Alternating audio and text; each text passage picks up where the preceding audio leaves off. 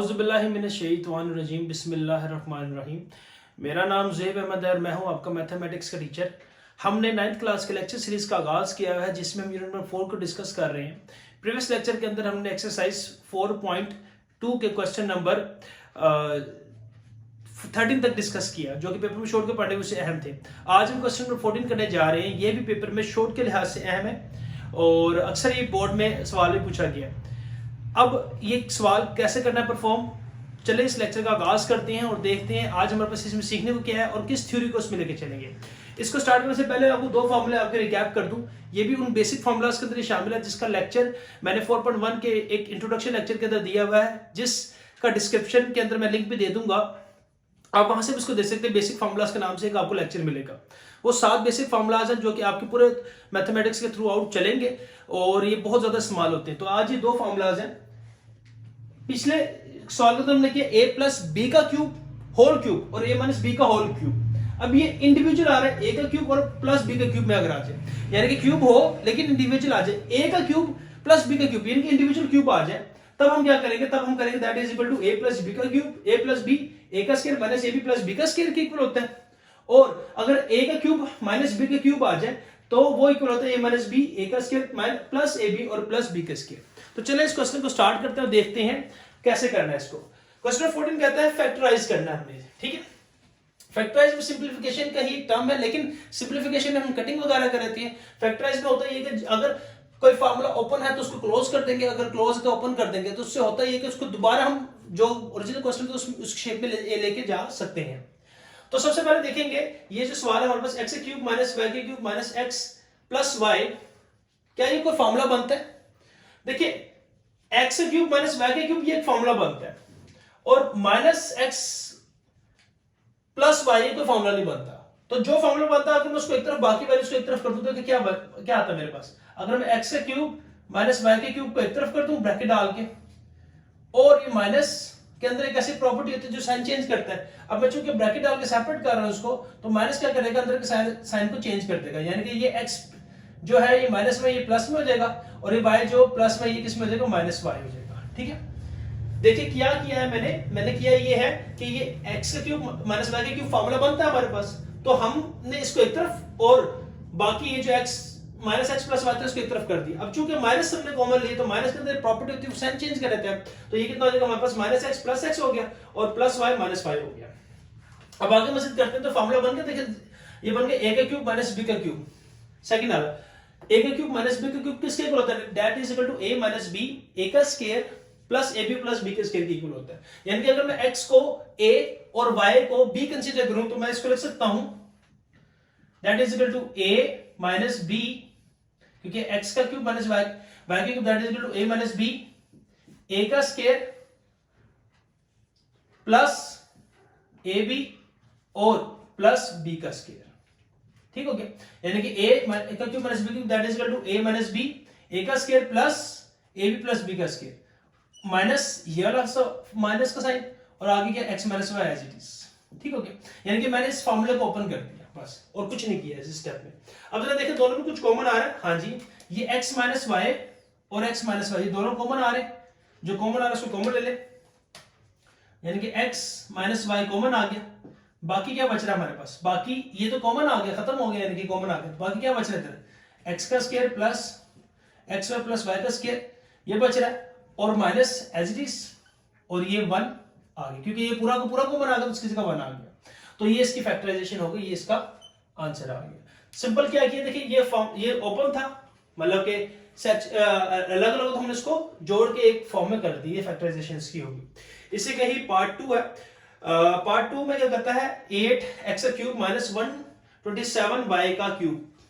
अब देखिए ये माइनस आ रहा है, क्यूब है तो सेकंड फॉर्मूला लग जाएगा, क्यूब आ रहा है और माइनस है तो ये, तो 8 किसका क्यूब बनता है? अगर 8 देखिए, अगर आप 8 की फैक्टराइजेशन करें 2 मल्टीप्लाई बाय 2 होता है, 2 2 4 2 8, यानी कि इसको लिख सकते हो 2 का क्यूब। इस तरह 27 को लिख सकता हूं मैं 3 मल्टीप्लाई बाय 3 मल्टीप्लाई बाय 3, यानी कि 3 का क्यूब।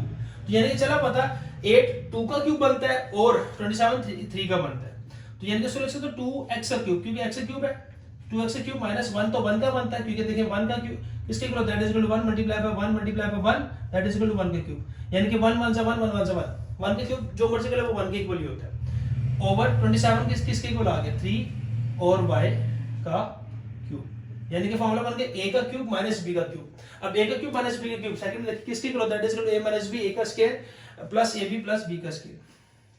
तो a यहाँ पे 2x a को रिप्रेजेंट कर रहा है, माइनस b किसको रिप्रेजेंट कर रहा है 1 ओवर 3y को रिप्रेजेंट कर रहा है, a माइनस b a का स्क्वायर प्लस a b और प्लस b का स्क्वायर 1 ओवर 3y का स्क्वायर, और ये परी ब्रैकेट क्लोज हो गई। तो 2x minus 3y that is equal to 2x minus 1 over 3y as it is, और 2 का स्क्वायर कितना होता है 4x का स्क्वायर प्लस 2x 1 जार 2x ओवर 3y प्लस 1 का स्क्वायर 1 ओवर 3 का स्क्वायर 9y का स्क्वायर। तो ये इसका आंसर आ गया फैक्टराइजेशन।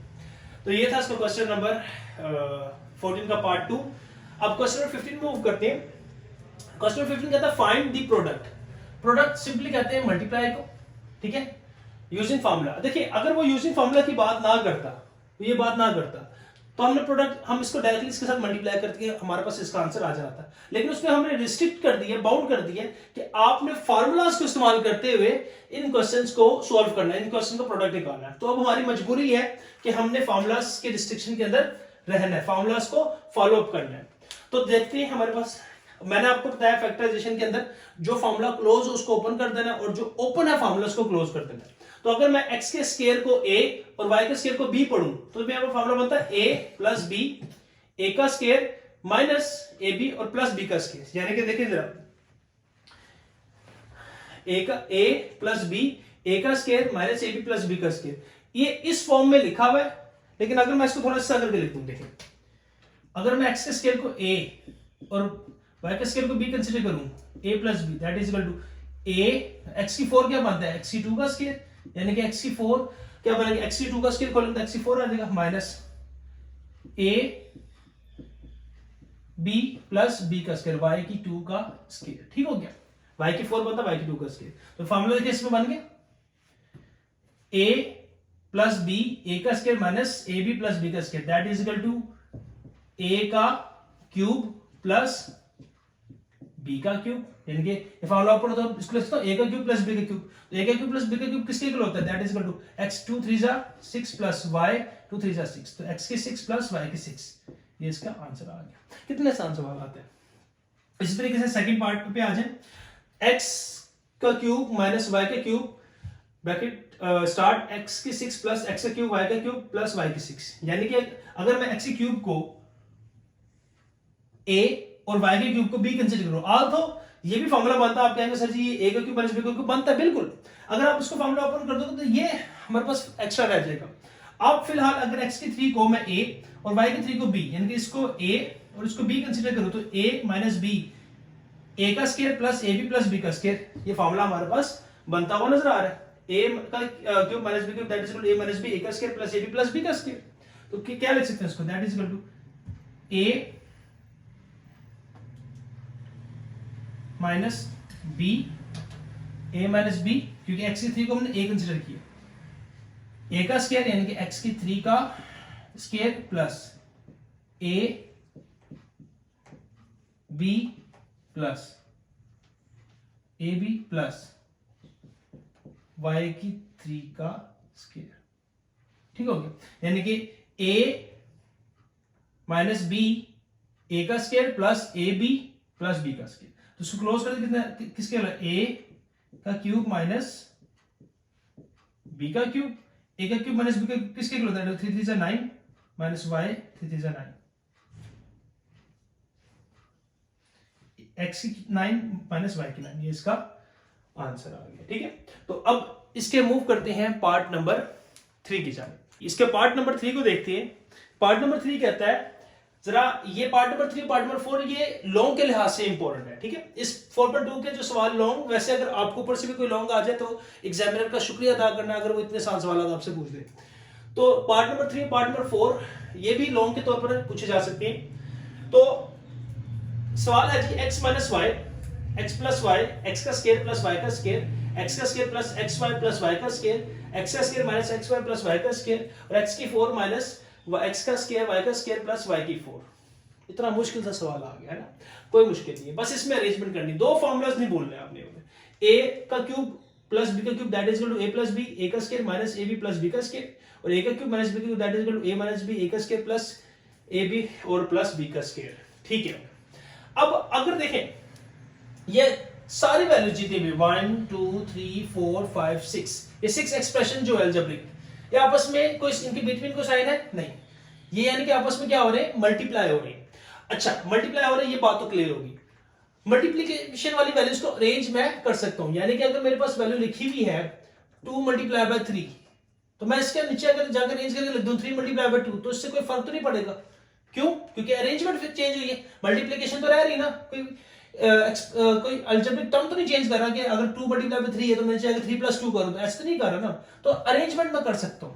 अगर मैं इसकी अरेंजमेंट करूं कैसे, ये जो मेरे पास x - y है, इसका पेयर अगर मैं बना दूं x का square plus xy plus y के स्क्वायर के साथ, क्यों? इससे फायदा मुझे ये होगा, ये मेरे पास फॉर्मूला बन जाएगा a - b, a का square plus ab plus b का स्क्वायर। ठीक हो गया। इसलिए इसी तरह अगर मैं x प्लस y इसका पेयर मैं बना दूं, इसे नेक्स्ट वैल्यू x का square minus xy plus y के स्क्वायर के साथ। ठीक हो गया, फॉर्मूला बन जाएगा a प्लस b, a का square minus ab plus b का स्क्वायर। और इसी तरह जो तीसरी वाली जो बचती है ये वाली x का स्क्वायर प्लस y का स्क्वायर, इसका पेयर मैं बना दूं, अगर ये लास्ट वाली बचती है x की 4 माइनस x का स्क्वायर y का स्क्वायर प्लस y की 4 के साथ, तो कोई टेंशन तो नहीं कर सकते, अरेंजमेंट किया। अब यहां से यहां तक ये एक फार्मूला, यहां से यहां तक ये दो फार्मूला, और यहां से यहां तक ये तीन फार्मूला बन गए। कौन से फार्मूला? ये बन गया a का क्यूब माइनस b के क्यूब का, ये बन गया a का क्यूब प्लस b के क्यूब का, ये बन गया a का क्यूब प्लस b के क्यूब का। ये जो फार्मूले ओपन हुए में इनको हम क्या करते हैं, क्लोज कर देते हैं। a माइनस b, a का square plus ab plus b का square that is equal to a का क्यूब माइनस b का क्यूब, ये एक फार्मूला क्लोज हो गया। इसी तरह a प्लस b, a का square minus ab plus b का square that is equal to a का क्यूब प्लस b का क्यूब, ये दूसरा फार्मूला क्लोज हो गया। इसी तरह x का स्क्वायर प्लस y का स्क्वायर, इसको a भी कंसीडर करें, a प्लस b, a का square minus ab plus b का square that is equal to a, क्योंकि x की 2a है का क्यूब प्लस y की 2 का क्यूब। ठीक हो गया, तो हमारे पास ये आ गया। अब इनको क्या करते हैं, ओपन करते हैं, तो क्या बन गया x का क्यूब माइनस y का क्यूब, x का क्यूब प्लस y का क्यूब, और x 2 3 6 प्लस y 2 3 6। ठीक हो गया, बन गया।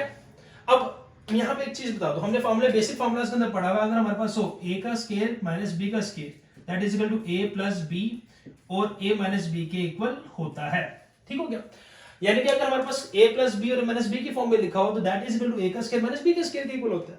यानी कि अगर मैं इसको x की 3 को a और y की 3 को b करूं, तो a प्लस b और a माइनस b, यानी कि a माइनस b और a plus b, a minus b और a plus b that is equal to a का स्क्वायर माइनस b का स्क्वायर, यानी कि x की 3 का स्क्वायर माइनस y की 3 का स्क्वायर। बाकी क्या बचा है, x के 6 प्लस y के 6 को एज इट इज लिखा रहने देते हैं। ठीक हो गया, ठीक हो गया, देखा ना, ये बन गया a माइनस b और a plus b that is equal to a का स्क्वायर माइनस b का स्क्वायर। तो a का स्क्वायर माइनस b का स्क्वायर ओपन कर देते हैं, x की 3 2 6 माइनस y 3 2 6 और x की 6 प्लस y की 6, यानी कि अब ये दोबारा बन गया a माइनस b और a plus b that is equal to a का स्क्वायर माइनस b का स्क्वायर, इसके इक्वल आ गया x 6 2 12 माइनस y 6 2 12। ये इसका फाइनली आंसर आ गया। देखिए ना, हमने क्या कर फैक्टराइज करके इसको सॉल्व कर लिया, हमने प्रोडक्ट निकाल लिया, यानी कि अगर मैं इसको इसके साथ इसको इसके साथ इसको इसके साथ इसको इसके साथ और इसको इसके साथ आपस में मल्टीप्लाई करूं तो मेरे पास आंसर फाइनली ये आएगा। तो हमने फार्मूलाज के मतलब जब किया तो हमारे लिए मल्टीप्लिकेशन बहुत ही आसान हो गई। यही सेम पैटर्न हमारे पास इसका पार्ट नंबर 4 जो कि इसका लास्ट है, इस एक्सरसाइज का लास्ट पार्ट है, इसमें भी हमारे पास यही टर्म यूज हो रही है। देखिए अगर इसमें भी मैं अरेंज ही करूंगा, वो अरेंजमेंट कैसी होगी हमारे पास, देखिए अगर मैं इसको लिख दूं 2x का स्क्वायर माइनस 1 को इसके साथ बना दूं 4x की 4